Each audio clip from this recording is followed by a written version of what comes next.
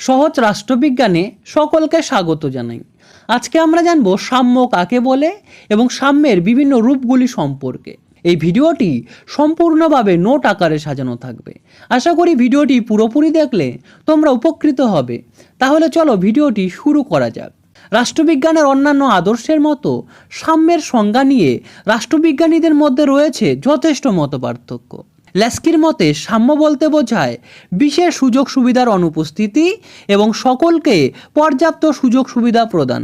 অর্থাৎ ল্যাস্কি বলেছেন, সমাজে কিছু নির্দিষ্ট শ্রেণী যেন জন্মগত বা সামাজিক পরিচয়ের কারণে অন্যদের তুলনায় বেশি সুযোগ সুবিধা না পায়, সেই দিকটি লক্ষ্য রাখতে হবে। এর পাশাপাশি রাষ্ট্র ও সমাজ এমন ব্যবস্থা করবে যাতে প্রত্যেক ব্যক্তি তার ক্ষমতা ও যোগ্যতা বিকাশের জন্য প্রয়োজনীয় সুযোগ পায়। অর্থাৎ কাউকে বিশেষ সুযোগ সুবিধা দেওয়া হবে না এবং সকলেই পর্যাপ্ত সমান সুযোগ সুবিধা পাবে। আর্নেস্ট বার্কারের মতে সুযোগ সুবিধা বা অধিকার বন্টনের ক্ষেত্রে পার্থক্যের অনুপস্থিতিই হলো সাম্য। লেনিনের মতে সমাজের এক শ্রেণী কর্তৃক অন্য শ্রেণীর শোষণের সকল সম্ভাবনার সম্পূর্ণ ধ্বংসই হলো প্রকৃত সাম্য। আশা করি সাম্য কাকে বলে তা বোঝা গেল। এবার আমরা দেখে নেব সাম্যের বিভিন্ন রূপ সম্পর্কে।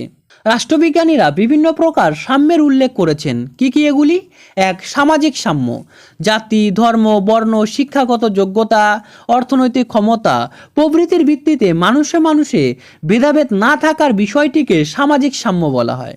দুই, আইনগত সাম্য। আইনগত সাম্য বলতে আইনের দৃষ্টিতে সাম্য এবং আইন কর্তৃক সমভাবে সংরক্ষিত হওয়ার অধিকারকে বোঝায়। আইনের দৃষ্টিতে সাম্য কি?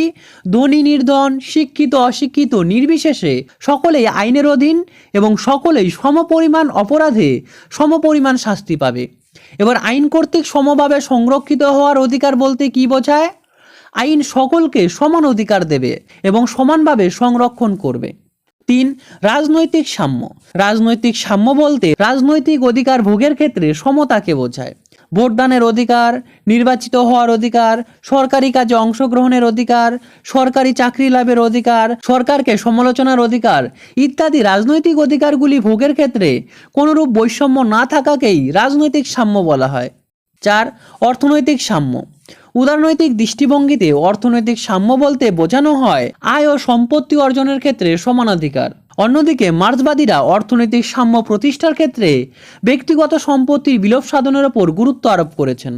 এছাড়াও সাম্যের আরেকটি গুরুত্বপূর্ণ রূপ হলো লিঙ্গ সমতা। লিঙ্গ সমতা বলতে লিঙ্গ পরিচয় নির্বিশেষে নারী ও পুরুষের প্রতি সম আচরণ ও সমসুযোগের ধারণাকে বোঝায়। আশা করি ভিডিওটি তোমাদের ভালো লেগেছে। ভিডিওটি ভালো লাগলে ভিডিওটি শেয়ার করে চ্যানেলটি সাবস্ক্রাইব করে এবং ভিডিওটিতে একটি লাইক দিয়ে আমার পাশে থাকতে পারো। ভিডিওটি শেষ পর্যন্ত দেখার জন্য অশেষ ধন্যবাদ। I really appreciate your time.